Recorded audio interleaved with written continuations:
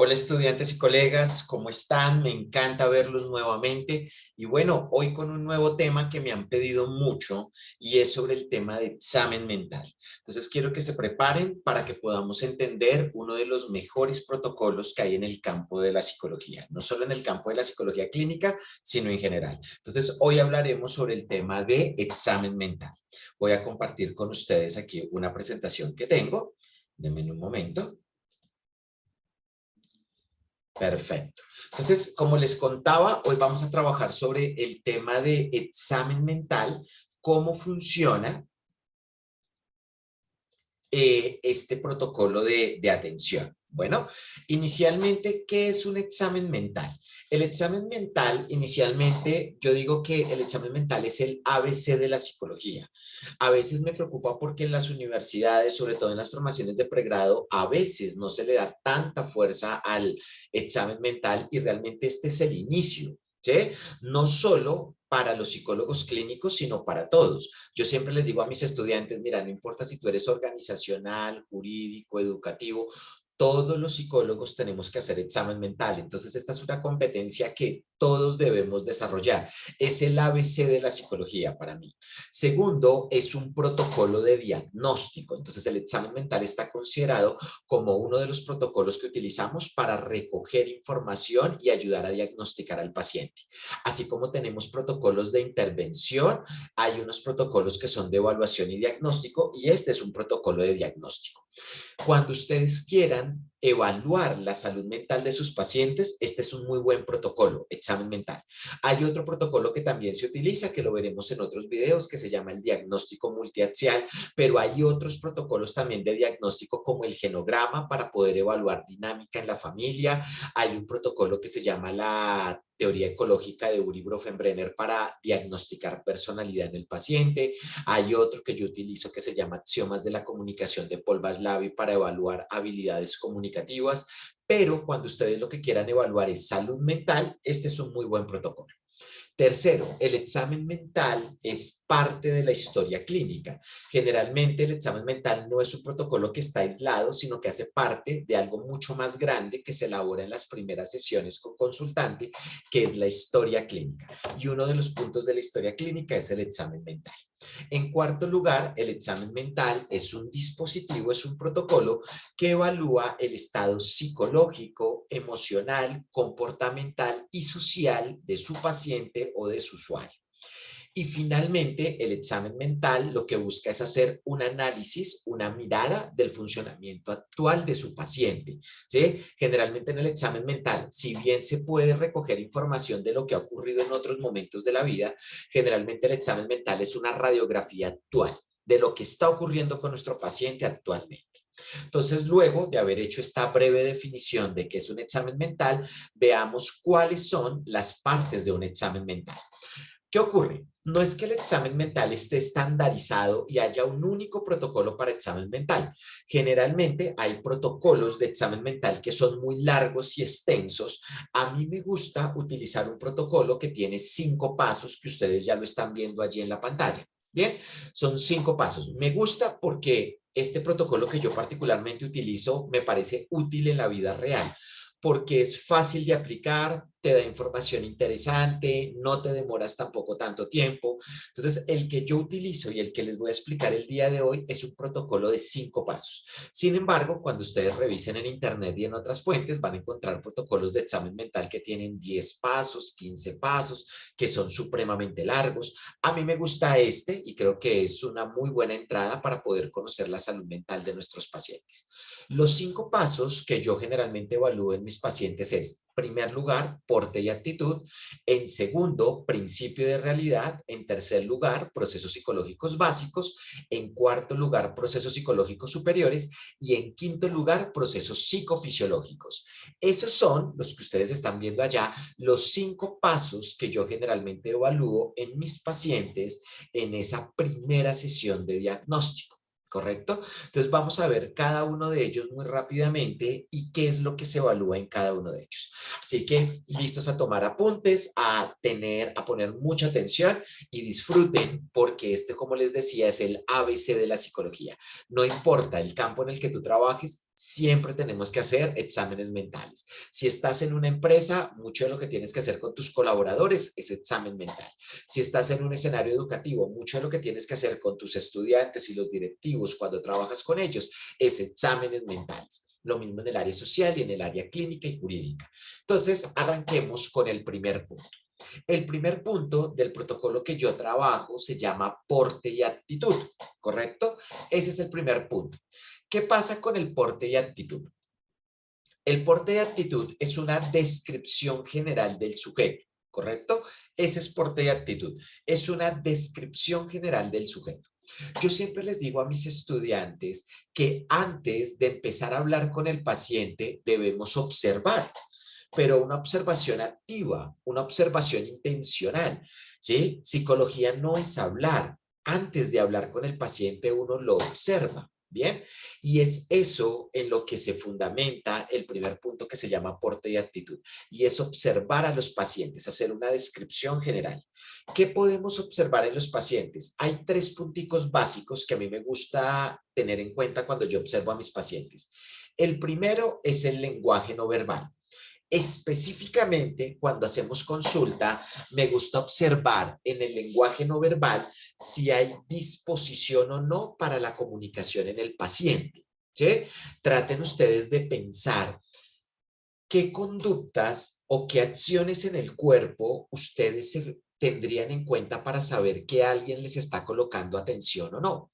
Entonces, cosas que nosotros observamos en lenguaje no verbal es si hay contacto visual, si el paciente me mira.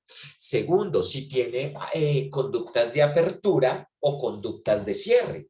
Conductas de apertura es si tiene los brazos abiertos, si los mueve mientras habla, o si tiene conductas de cierre y los brazos están cruzados, las piernas están cruzadas, ¿sí? También vamos a ver si hay conductas de acentuación. Si mientras yo le hablo al paciente, el paciente me acentúa con la cabeza indicándome que está colocando atención o se muestra muy resistente a la terapia. Entonces, en lenguaje no verbal podemos observar muchas cosas, pero básicamente lo que yo les pido a los psicólogos es observen si el paciente está teniendo conductas de apertura o no en la comunicación.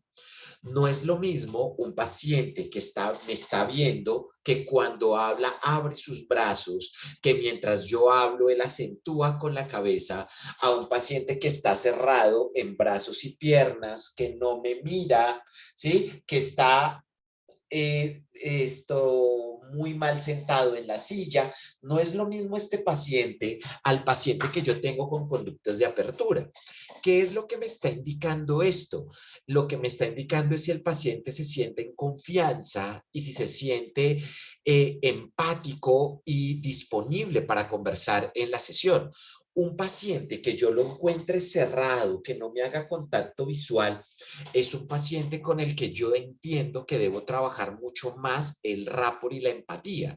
A veces me llama la atención cómo los psicólogos no nos fijamos en esto y encontramos pacientes que están cerrados, que nos están contando con su cuerpo que no se sienten cómodos y nosotros empezamos a hablar sobre temas muy complicados en consulta, como háblame cómo estás viviendo la separación con tu esposa, cuéntame cómo fue el tema de tu abuso sexual de pequeño. O sea, el paciente me está contando con su cuerpo que no está cómodo y yo no logro leer esas señales y empiezo a hablar de cosas muy complicadas. Entonces, lo que yo debo hacer es que si el paciente está muy cerrado, no hay contacto y demás, debo seguir trabajando el tema de rapport y de empatía hasta que él se sienta en un escenario seguro. Entonces, lo primero que vamos a observar es el lenguaje no verbal. Lo segundo que yo quiero que observen en porte y actitud es el vestuario. Pero vestuario no vamos a observar si el paciente se viste de manera bonita o no, si combina la ropa o no, primero porque eso es muy subjetivo y segundo porque los psicólogos no estamos formados para eso. Yo sí que puedo observar en vestuario, en vestuario yo puedo observar algo que se puede convertir en un rasgo de personalidad y es si hay conductas de autocuidado o no en mi paciente. Quiero que ustedes cuando se sienten con su paciente observen no solo el vestuario, observen su acicalamiento general, observen su barba, su peinado, cómo está su rostro y su vestuario, ¿sí? Y observen o traten de analizar si hay conductas de autocuidado o no, si ese paciente se bañó ese día o no para ir a consulta, si ese paciente lleva varios días sin tener conductas básicas de autocuidado o no. El vestuario en términos de lo psicológico es muy importante. Por favor, psicólogos, acostúmbrense a observar el vestuario en sus pacientes porque el vestuario nos cuenta dos cosas básicas. Primero, si hay conductas de autocuidado o no, y segundo, si el paciente está haciendo lecturas adecuadas del contexto. ¿Cómo es esto? Vayamos primero con el tema de autocuidado. Un paciente que en su vestuario me demuestre que no hay conductas de autocuidado, que yo al observar mi paciente encuentre que lleva pronto varios días sin bañarse, no es lo mismo un paciente que llega con su camisa limpia, que la camisa llega rota, manchada, que llega con ropa muy sucia, pues esto lo que me habla es que no hay conductas de autocuidado. Hay algo importante y es que en investigaciones sobre este signo psicológico, las investigaciones nos han dicho que muchas veces, no siempre, pero que muchas veces, cuando un paciente pierde conducta de autocuidado, está cerca de elaborar una gran crisis emocional. Entonces, preocúpense y sospechen de ese paciente que no tiene conductas de autocuidado. Es un paciente al que debemos prestarle mucha más atención porque me está contando que puede estar próximo a una crisis. Bien, entonces, vestuario me va a hablar de conducta de autocuidado, pero también el vestuario me va a hablar si hay lectura de contexto. ¿Sí? ¿Qué ocurre? El vestuario me habla de procesos de conciencia. Hay algo que ocurre en algunos estados psicóticos, no en todos, pero en algunos estados psicóticos ocurre que hay personas que no logran leer el contexto. Y entonces, si ustedes lo piensan bien, en muchos escenarios sociales hay unos códigos de vestuario particulares. Ejemplo, si a mí me invitan o si a nosotros nos invitaran a un funeral, ¿sí? Nosotros tal vez nos iríamos con un vestuario específico, pero si nuestros amigos nos invitan a salir de fiesta, nos iríamos con otro vestuario específico.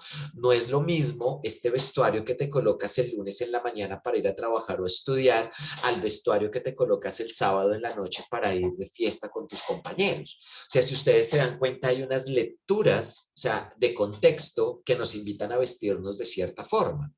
No sé si alguna vez han visto pacientes, les decía, a veces en algunos estados psicóticos se presenta que el paciente no logra leer el contexto y su vestuario irrumpe con el contexto.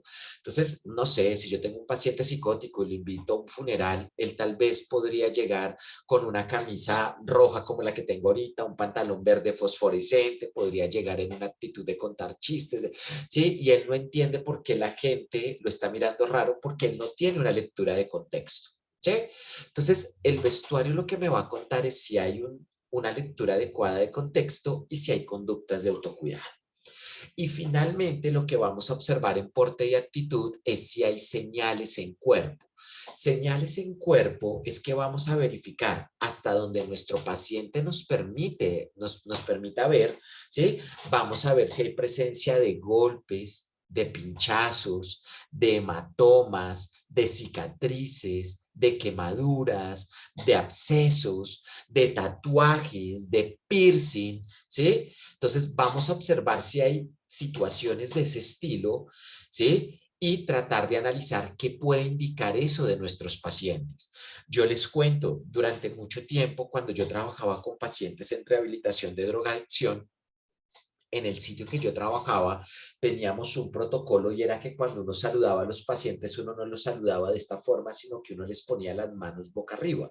¿Para que uno ponía la mano boca arriba? Para poder verificar algunas señales en cuerpo, poder verificar yemas de los dedos y verificar si habían quemaduras asociadas a ciertos tipos de consumos de drogas. Tratábamos de verificar si habían pinchazos en la muñeca para ver otro consumo de drogas, si había señales de cortaduras, si de pronto conductas de autolesión y si esas conductas de autolesión si habían, si eran recientes o eran ya de larga data. Entonces tratamos de observar todo el tiempo en el paciente si hay señales de golpes, de cicatrices y eso qué nos puede contar del paciente o también nos ayuda a hablar con el paciente, oye, ¿qué es este golpe? ¿Qué es esta cicatriz? ¿Qué significa esto? O sea, también nos puede ayudar a entender la personalidad del paciente. Algo interesante que uno también evalúa en señales en cuerpo, no es solo lo que les acabo de contar, sino que también nos vamos a fijar mucho en el rostro, particularmente si hay señales de cansancio en el rostro. Entonces, traten ustedes de acordarse cuando han trabajado con, o han hablado con personas que tienen sueño, que no han dormido muy bien. A veces eso se logra reflejar en el rostro, porque encuentras presencia de ojeras, los ojos muy pequeños, una señal de cansancio en el rostro. Eso también nos ayuda a ver en señales en cuerpo, si nuestro paciente está teniendo higiene del sueño o no, si está descansando correctamente, ¿sí? Yo siempre que veo que mis pacientes tienen señales de cansancio en rostro, casi que antes de hablar de motivo de consulta les pregunto cuántas horas están durmiendo, si están teniendo sueño reparador, empiezo a pensar si higiene del sueño debe volverse una meta de terapia, porque ya ustedes lo saben, un paciente que no duerme bien es un paciente que difícilmente va a avanzar en un proceso terapéutico. Entonces, este primer punto que se llama aporte y actitud es una invitación a, señor psicólogo, ¿sí? Señor profesional en la salud mental, no hable tanto, sino también observe a su paciente, porque el cuerpo de su paciente cuenta cosas. Verifiquen su lenguaje no verbal, si hay apertura a la comunicación o no. Verifiquen el vestuario, si hay conductas de autocuidado y lectura del contexto. Y verifiquen señales en cuerpo, si hay presencia de golpes o señales que nos indiquen qué puede estar pasando con el paciente actualmente. Eso es lo primero que vamos a ver en porte y actitud. ¿Cómo redactar esto? Que a veces es una de las principales dificultades de nosotros los psicólogos. Nosotros decimos, ok, ya lo tengo claro, pero ¿cómo se redacta en un documento clínico? ¿Cómo esto debería quedar escrito en la historia clínica? Les voy a mostrar un ejemplo para que ustedes vean cómo puede quedar, ¿correcto? Este es un paciente hipotético que tenemos acá y básicamente el diagnóstico que le hicimos de porte de actitud es el siguiente. ¿Por qué se los quiero leer? Para que ustedes también tengan una estructura de cómo se redacta en los documentos clínicos. Entonces, este dice así, paciente con vestuario, mire que arrancamos a evaluar vestuario, paciente con vestuario acorde al lugar donde trabaja, lo que demuestra capacidad para leer contextos y ajustarse a las normas sociales, pero con exceso de accesorios, anillos, cadenas, etcétera, identificando cómo destina tiempo significativo en su presentación personal. Su lenguaje no verbal es histriónico, se mueve constantemente y habla con un tono de voz alto.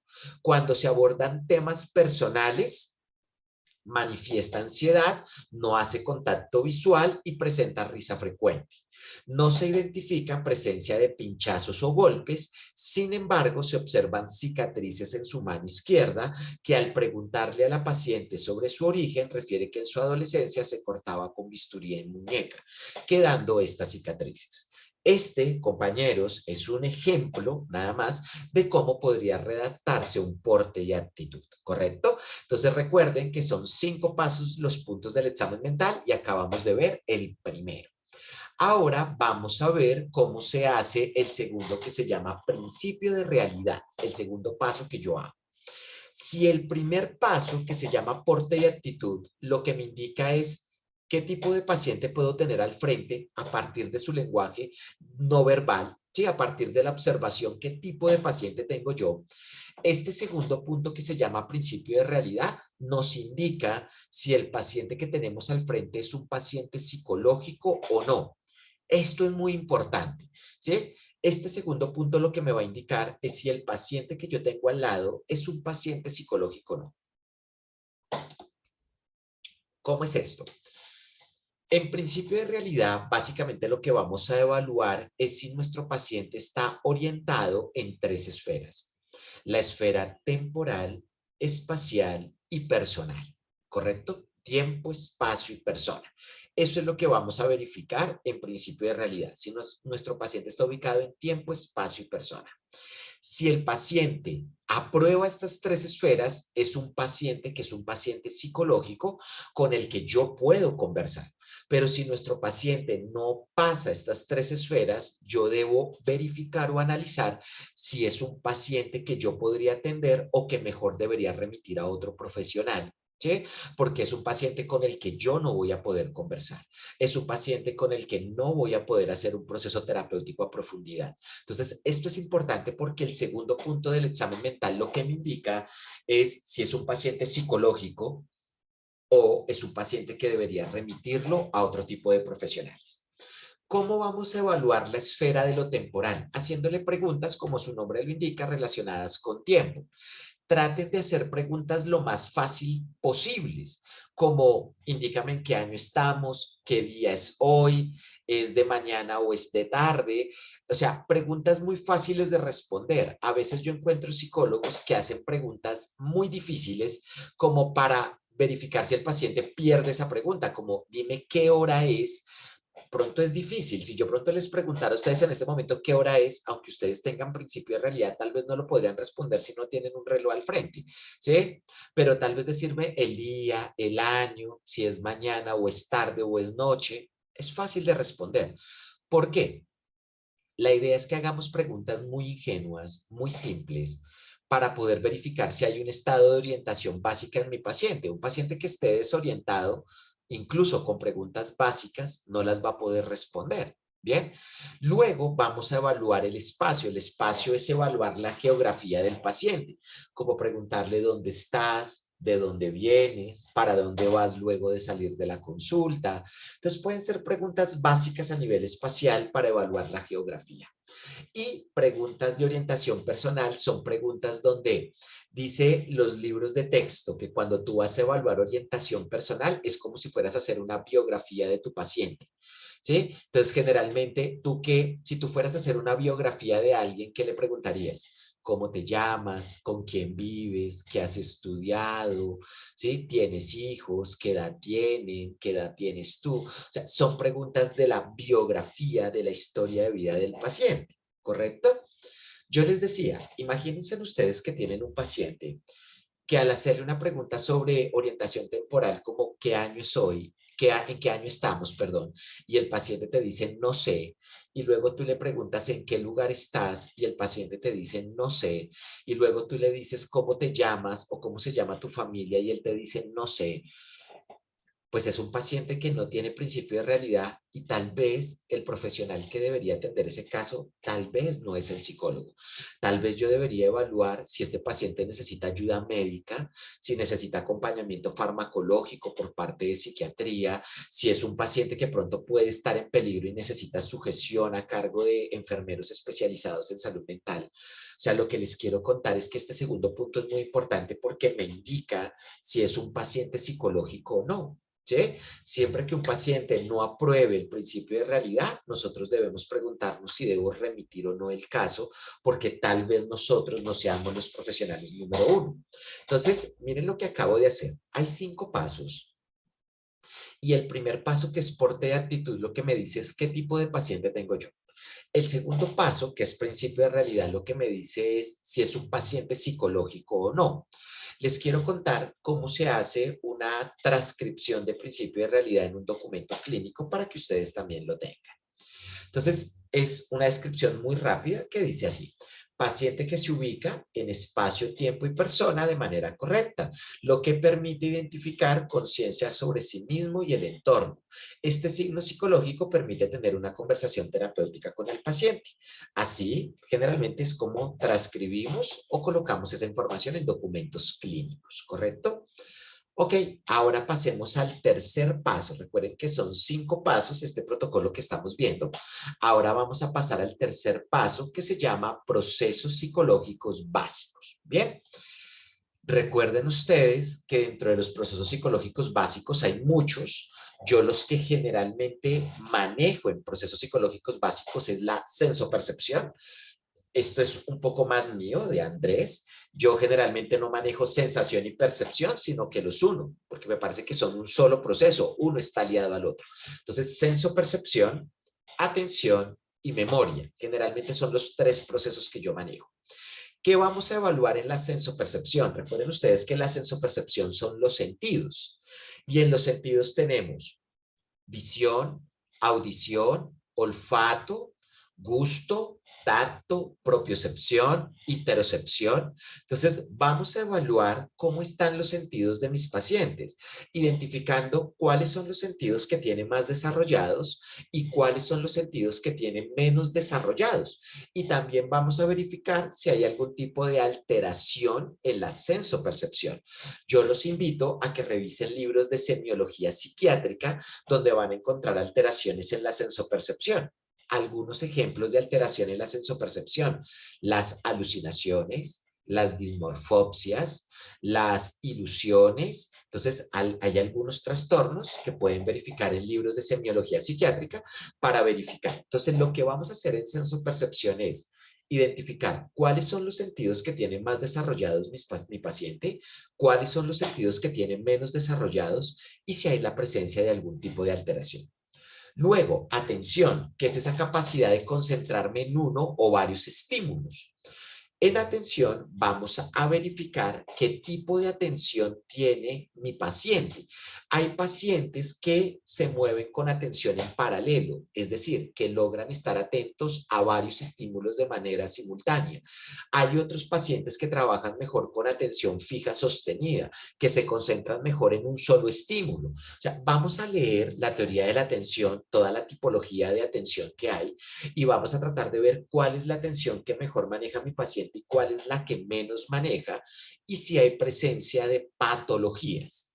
Algunas patologías que encontramos en la atención es la distracción, el déficit de atención, ¿sí? La ausencia de atención, que se llama prosepsia. Entonces, podemos verificar si hay presencia de alguna patología y contar también qué tipo de atención maneja mejor mi paciente. Lo mismo con la memoria. La memoria, que es esa capacidad de guardar información y evocarla cuando yo la necesito. Vamos a verificar qué tipos de memorias tiene más desarrollado mi paciente y qué memorias tiene menos desarrolladas. Hay memorias semánticas, que son las que están relacionadas con datos concretos, como aprenderse nombres de ciudades, de personas, números de teléfono, direcciones. Está la memoria procedimental, ¿sí? Que es recordar procedimientos particulares como montar bicicleta, desarrollar un informe. Hay memorias episódicas, que es la capacidad de recordar sucesos de la vida.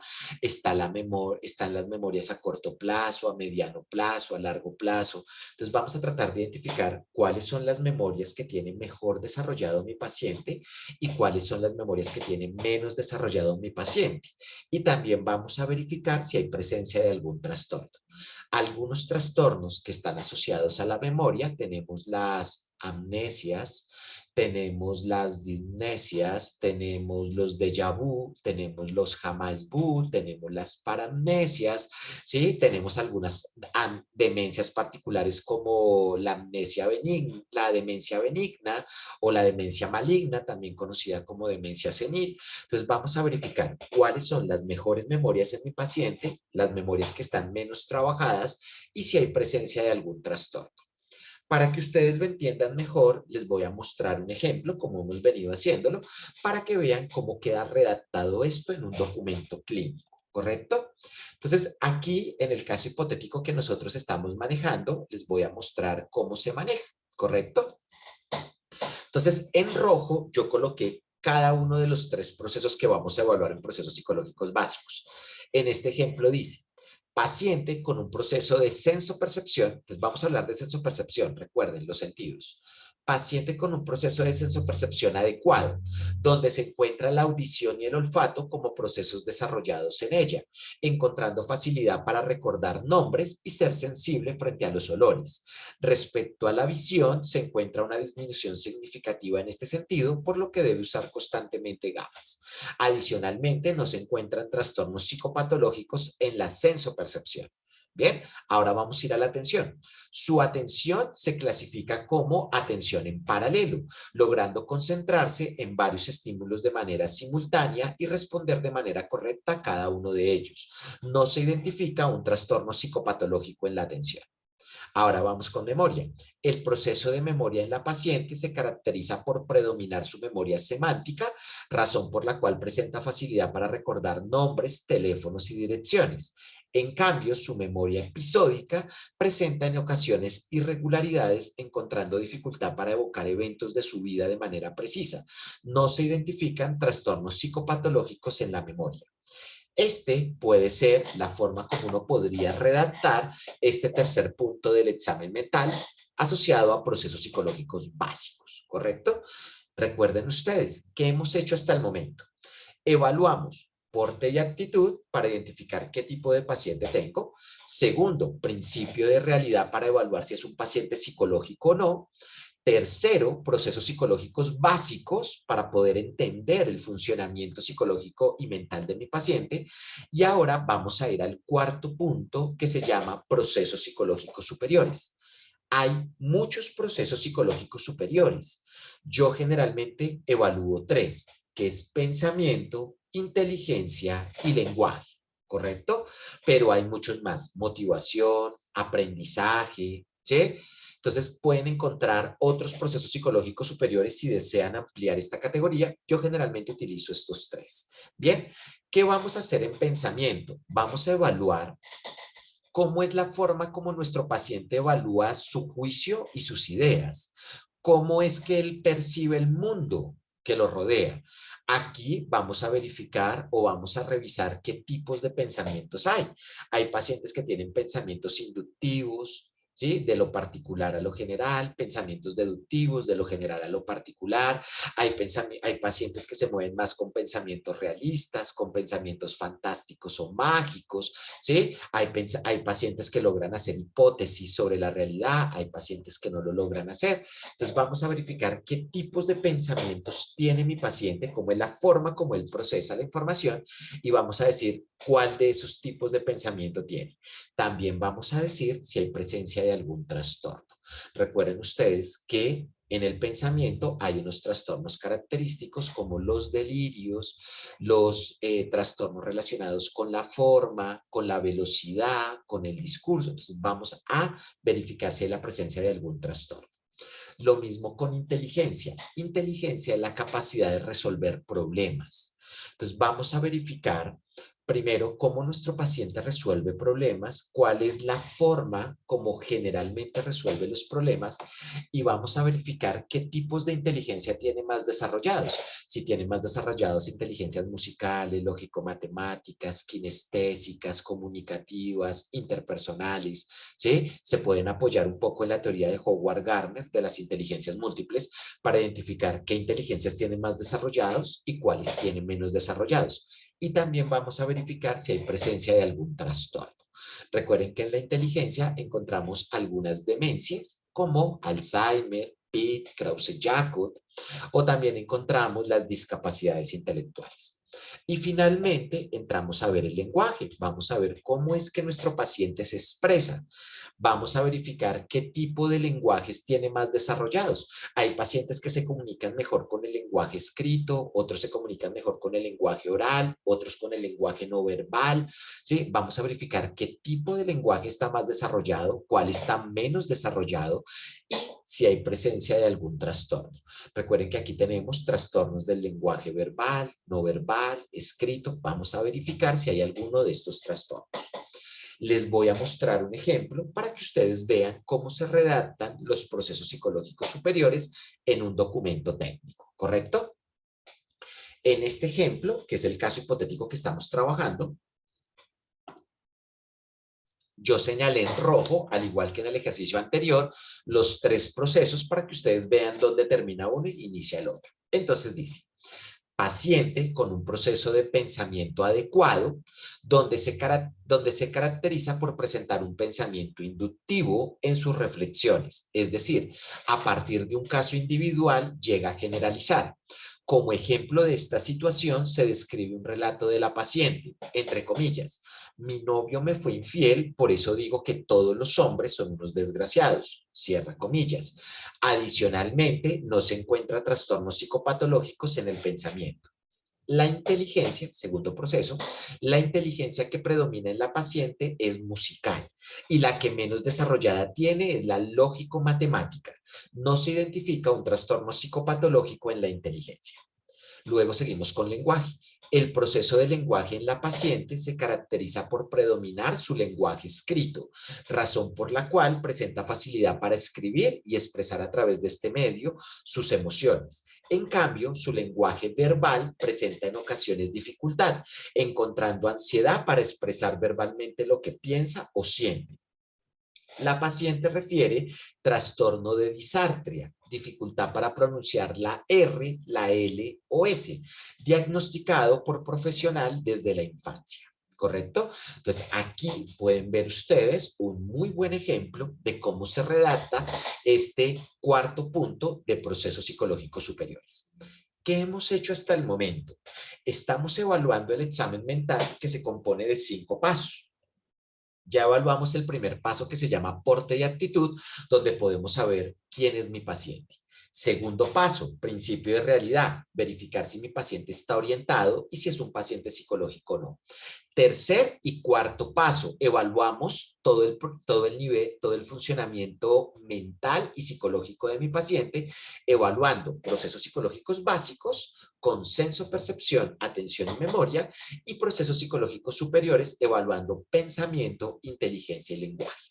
Lo último que vamos a hacer en este protocolo de examen mental es evaluar los procesos psicofisiológicos de mi paciente.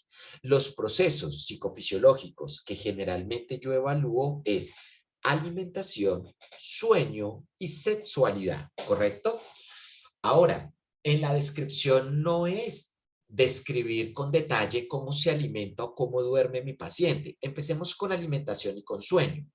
Lo que yo espero de un psicólogo cuando hace un examen en alimentación y sueño es que evalúe cómo son estas conductas en la vida cotidiana del paciente e identifique si hay conductas de autocuidado o no. Mire que el autocuidado, que es un punto muy importante para los psicólogos, no solo lo evaluamos en el vestuario, en porte y actitud, sino que también en rutinas de alimentación y sueño podemos saber si es un paciente que tiene conductas de autocuidado en su personalidad o no.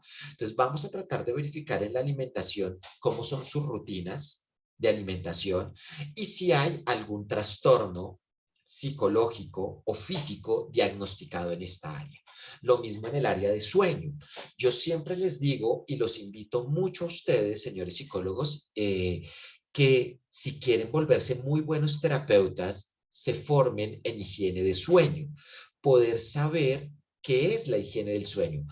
Todos nosotros dormimos, pero realmente lo que uno encuentra en la práctica es que muy pocas personas saben dormir. Dormir es un arte. Hay muchas personas que duermen, pero no tienen sueño reparador. ¿Sí? Hay personas que tienen muchos trastornos asociados a esta categoría. Entonces, lo que vamos a hacer en el área de sueño es verificar si mi paciente, cómo son sus rutinas de sueño, si hay algún tipo de alteración y vamos a verificar si hay algún trastorno a nivel psicológico o físico asociado con este signo. Y finalmente vamos a evaluar sexualidad. De sexualidad podríamos decir muchas cosas, pero lo que yo generalmente le pido a los psicólogos con los que yo trabajo es que en sexualidad me evalúen 3 cosas básicas: sexo, género y orientación sexual. Es lo mínimo que yo pido en un examen mental de sexualidad. Sexo, género y orientación sexual. ¿Qué es sexo? Sexo es el cuerpo biológico que habita mi paciente. Hay muchos cuerpos, tantos cuerpos como seres humanos hay, pero básicamente encontramos hombres, mujeres e intersexuales. Todo esto lo pueden profundizar más adelante. Es más, vamos a hacer algunos videos aclarando estas categorías. ¿Sí? Hay muchos, pero esos son los que generalmente encontramos. Sexo no se refiere a coitalidad, sexo se refiere al cuerpo que habita mi paciente. Género es la expresión social que tiene mi paciente. Es cómo le gusta mostrarse socialmente mi paciente. Ese es el género. Hay muchos géneros. Los géneros que generalmente trabajamos nosotros es cisgénero, cuando hay coherencia entre la biología y la expresión social. Es decir, cuando mi paciente es de sexo masculino y le gusta comportarse como se comportan los hombres, o cuando mi paciente es de sexo femenino y le gusta comportarse como se comportan las mujeres. Eso se llama cisgénero. Está el transgénero, donde no hay coherencia entre el sexo biológico y la expresión social. Dentro del transgénero tenemos muchas categorías, el transgenetista, el travesti, hay muchas, ¿sí? Pero básicamente lo que vamos a decir es si hay un cisgénero, hay un transgénero o hay un andrógino. Andróginos son personas que les gusta tener en su expresión social características tanto masculinas como femeninas. Entonces, mira que ya hablamos de sexo, que es el componente biológico, género, que es el componente social, y finalmente la orientación sexual, que es el gusto erótico y romántico que puede tener el paciente. En orientación sexual hay muchas orientaciones sexuales, tantas como seres humanos hay, pero básicamente en clínica nosotros manejamos 5 categorías. Asexual, que son personas que no tienen un gusto romántico y erótico por otros. Heterosexual, personas que tienen un gusto romántico y erótico por personas del sexo contrario. Homosexual, personas que tienen un gusto erótico y romántico por personas de su mismo sexo. Bisexual, personas que tienen un gusto erótico y romántico por sexo tanto masculino como femenino. Y pansexual, personas que no se enamoran de un cuerpo físico, sino de una estructura de personalidad. Personas que podrían salir con cualquier tipo de sexo, género, orientación sexual, porque la forma de erotizarse y de establecer un contacto emocional y romántico con otros no tiene que ver con el cuerpo que esa persona habita, sino con la estructura de personalidad que tiene. Entonces yo generalmente le digo a mis estudiantes, quiero que cuando me evalúes la sexualidad de tu paciente me digas esas 3 cosas. ¿Qué sexo tiene? ¿Qué género tiene y qué orientación sexual? Ustedes dicen 3 cositas y con eso están contando qué cuerpo tiene su paciente, cómo se expresa socialmente y cuál es su gusto erótico. O sea, contaste muchas cosas en 3 palabras. Les voy a mostrar un ejemplo de cómo podría quedar los procesos psicofisiológicos, ¿correcto? Entonces, aquí, al igual que en los otros ejemplos, señalé las 3 categorías en rojo para que ustedes vean.